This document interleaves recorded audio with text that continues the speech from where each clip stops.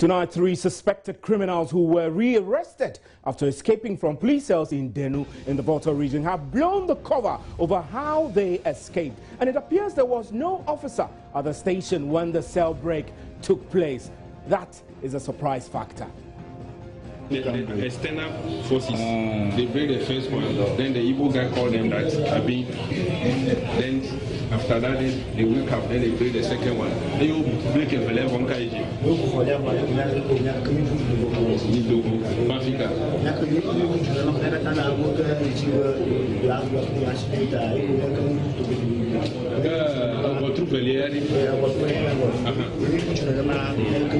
Does this suggest that the Denu police must have been complicit in the escape? Meanwhile, there are still unanswered questions over exactly who these criminals are and what kind of criminal affiliations they have with the outside world, leading to a successful operation to escape from custody. How long were they in police cells before the cell break? Does the police know more than they are telling us? Meanwhile, 4 more of the criminals are on the run 1 month after they escape. How worried should we be? This is today's big story with me, Stephen Enti.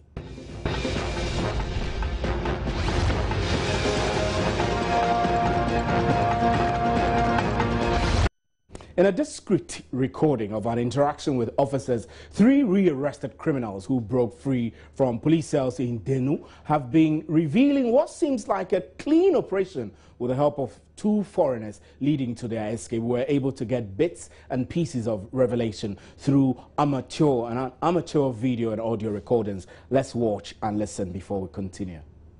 The external forces, they break the first one, then the Igbo guy called them that Abi, then after that they wake up, then they break the second one. Then you break a level one kaiji.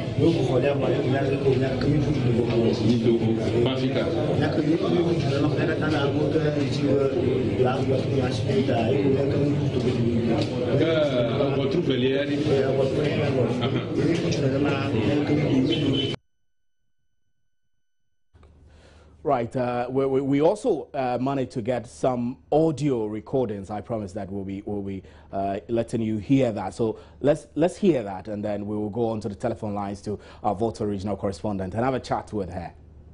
Then they run quickly to go outside. Then the Igbo guy shout, "You should stop, stop!" They should stop.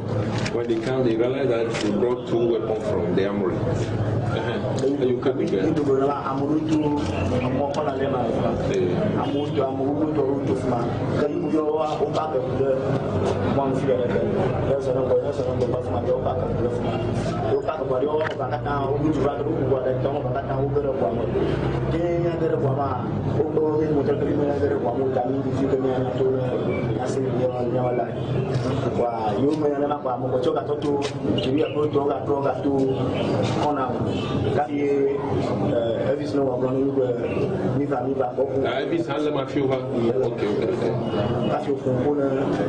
So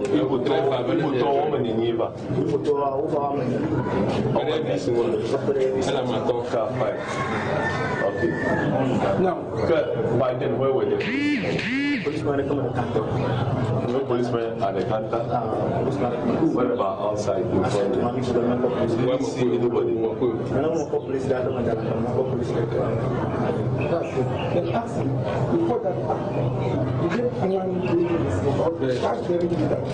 I feel I'm on a body. They can be planning.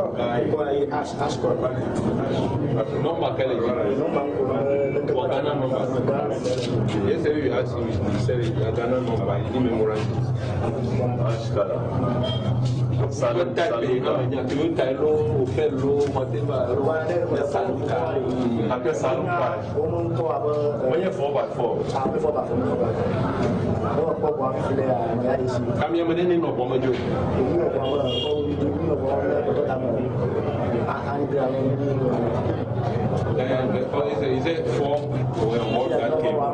Then the 2 Nigerians here make it 6. But they allow he and let them also to join them. So 8. That's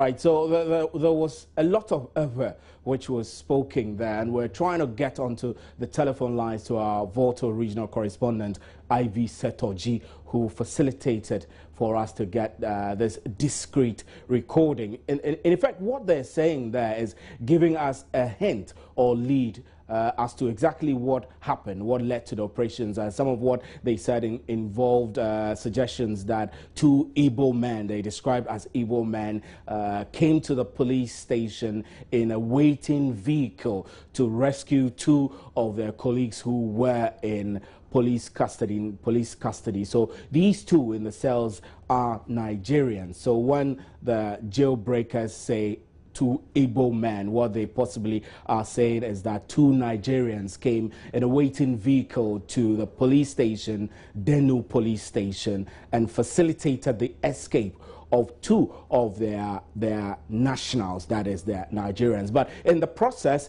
they went with all of the inmates at the cell at the time, and there were no indications that the cell was broken, forcefully broken, as it looked like it was unlocked and they escaped. So we're getting onto the telephone line. Volta regional correspondent Ivy Setoji is on the line now. Ivy, good evening and thanks for your time.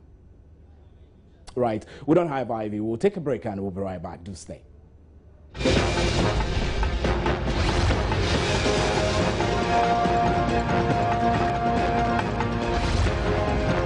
Right, welcome back to today's big story. If you've just joined us, we are discussing what appears to be complicitness on the part of the police service leading to the escape of 7 suspected criminals, 3 of who have been arrested. And as you heard earlier, we got discreet recordings from the rearrested criminals giving us a hint or a lead into exactly what operations took place leading to their arrest. Ivy Setoji, our Volta regional correspondent, is on the line now. Ivy, good evening.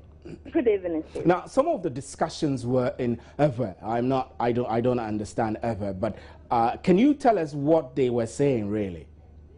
Hello? Yeah, I'm saying that some of the discrete recordings which we had were in Ever, okay. And I want to you to tell me, for the benefit of our audience who do not understand Ever, what exactly these people were saying.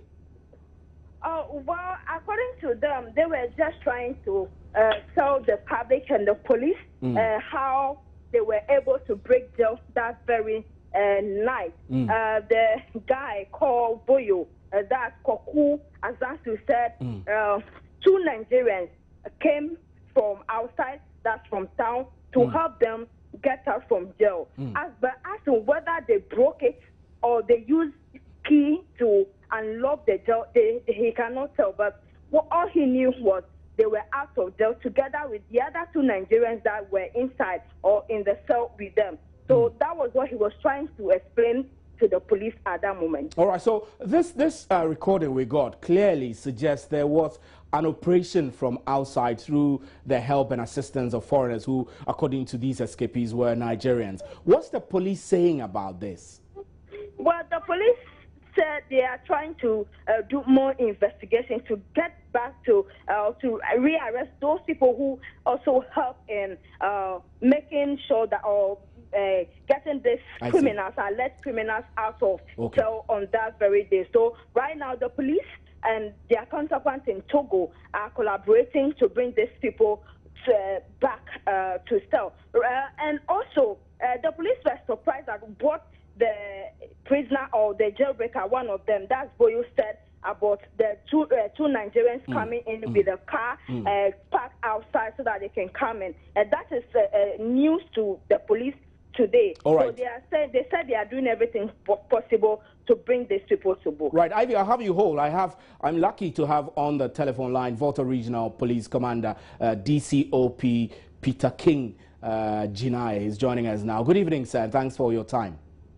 Good evening. So, do you think this escape could have been made easier because of the poor state of the cells? I mean, for example, I'm thinking that in a police station, there is always a police officer at the counter, and then the cell is very close to the counter. Sometimes the bad state of the cell, the smelly nature of the place forcefully make police officers leave the counter and perhaps get fresh air outside. So from what Boyo is saying, it appears there was nobody at the counter when these two Nigerians came to their rescue. What's your quick reaction to that? If he is saying so, well, he was there and he saw what happened. I didn't have that information until now that I'm being told he's saying so. So I cannot say that. I cannot say exactly what happened that day. All I know is that the cell was well kept. I mean, but was not in shambles. So until the investigations prove otherwise, I am not sure of what is being told now. Okay, I understand. That's fair. Now, I need to get a fair understanding of what you are now looking for. You have 4 people. 4 more jailbreakers, cell breakers to arrest. And now you're also looking for the 2 you suspect may have aided the escape? I'm not aware of any 2 who were agents. I'm telling you that I'm also now hearing it, as you are also hearing it. But investigations will prove that. Because where that information is coming from is now news to all of us. Until investigations prove it or otherwise, we cannot be stepping on that.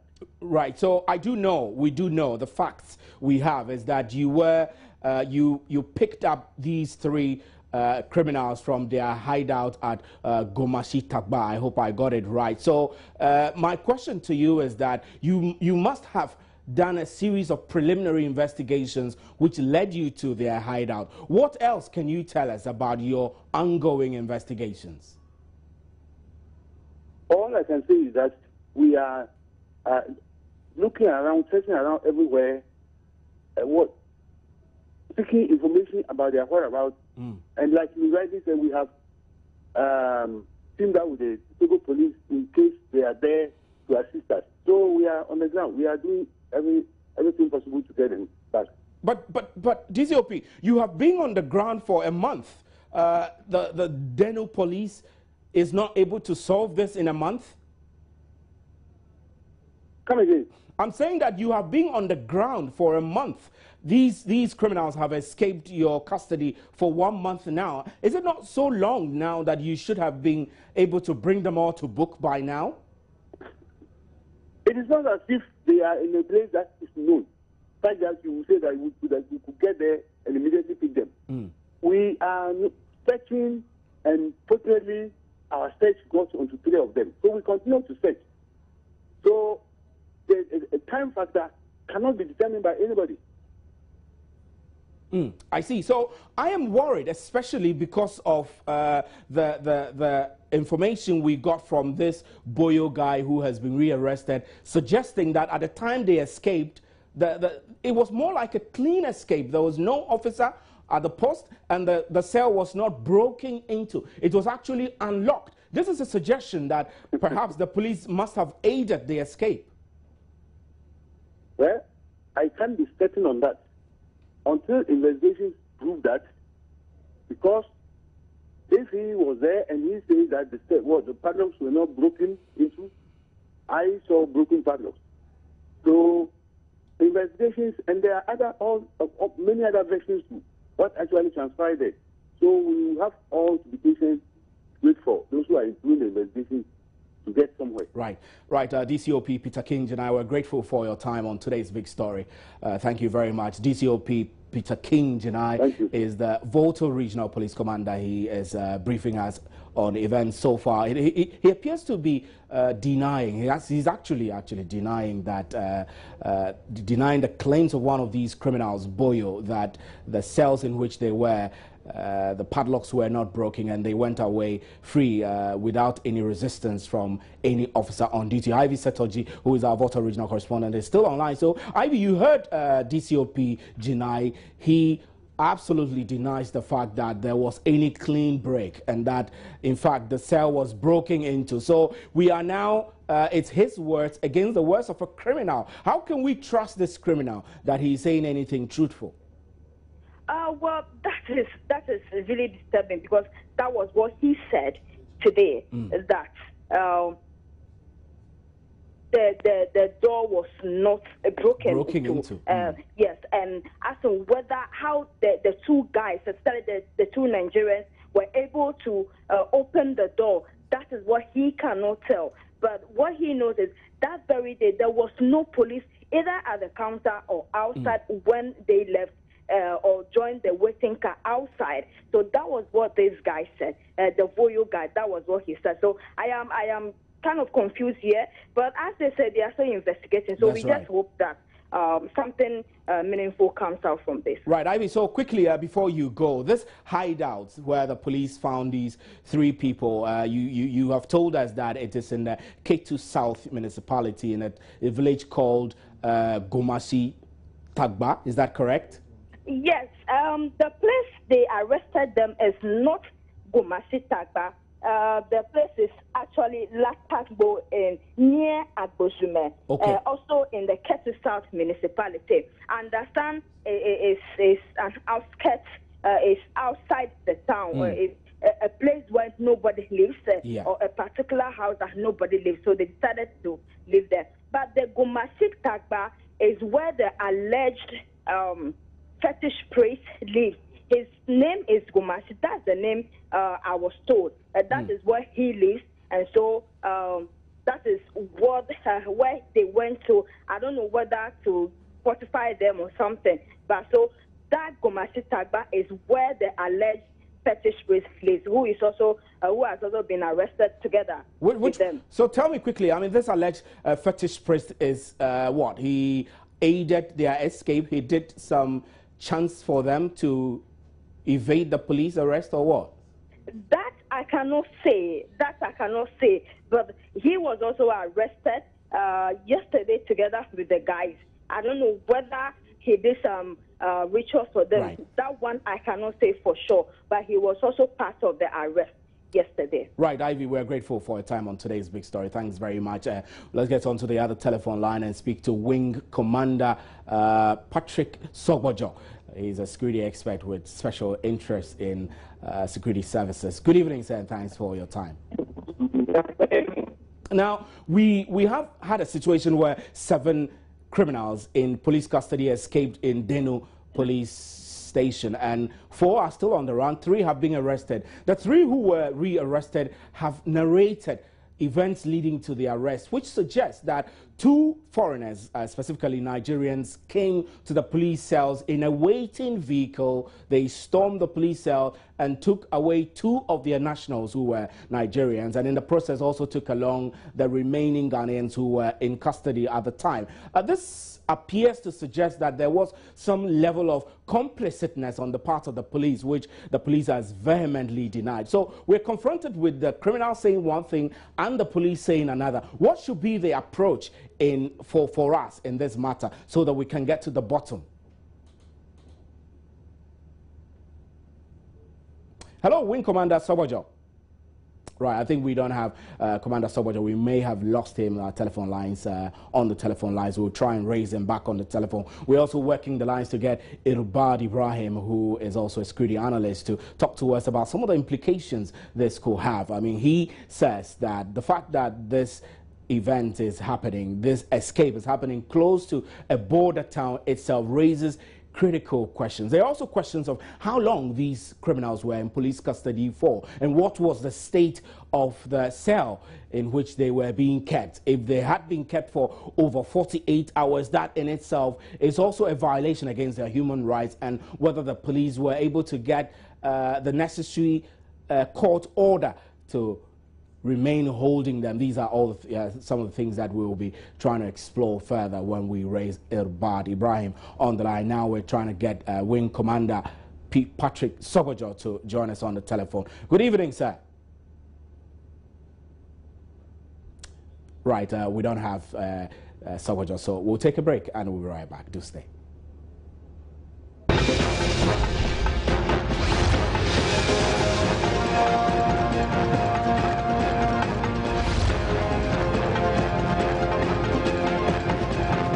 Welcome back to today's big story. Irbad Ibrahim joins us on the telephone now. Irbad, good evening. Good evening, Steve, and thanks for having me. Great, we're grateful that you could join us. Now, information we have picked up suggests that 2 Nigerians in the custody of the police in Denu were aided by 2 of their nationals who came to the police in a waiting vehicle to whisk the criminals from the cells. Should we be worried about the involvement of these foreign nationals? I think it wouldn't make sense for us to be xenophobic about, neighboring citizens. Nigerians are quite pivotal to the cultural, exchange there is between us and a sister Anglophone country. And then in terms of exchange in economy and trade, Nigerians are very important. But that's notwithstanding, because of the porosity of our borders, I don't know how far the Ghana Immigration Service is supposed to sift the real stuff from the chaff. So unfortunately, we get so many miscreants slipping through the borders, and all they do is perpetrate crime in our country. So therefore, their nationality doesn't really matter. That's right. The strategic positioning of Denu, that makes it a border town, is what is worrying in this trend. And the fact that this was a sophisticated operation that took place on the blind side of the police officers at post, it means that we have to tighten the nose around the kind of security we provide against around isolated, police stations. And Steve, when you travel around the country, there are certain police posts you see, and they are so isolated with as minimal security as you can think of.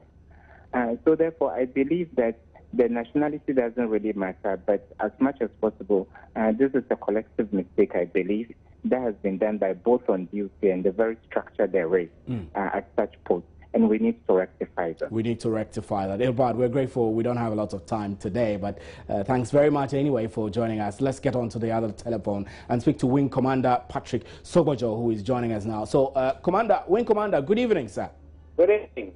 So, quickly, we are dealing with a situation where some criminals who were in police custody escaped. Now, the information we have picked up from those who were rearrested suggests that there was actually a clean break where two foreign nationals came in a waiting vehicle to whisk away the 2 of their nationals in the police cells, along with others who were there. I mean, looking at the back and forth of it, the police is denying that this happened, and the criminals say, indeed, that's what happened. How should we create the balance to resolve this issue? I believe this is absolutely incredible.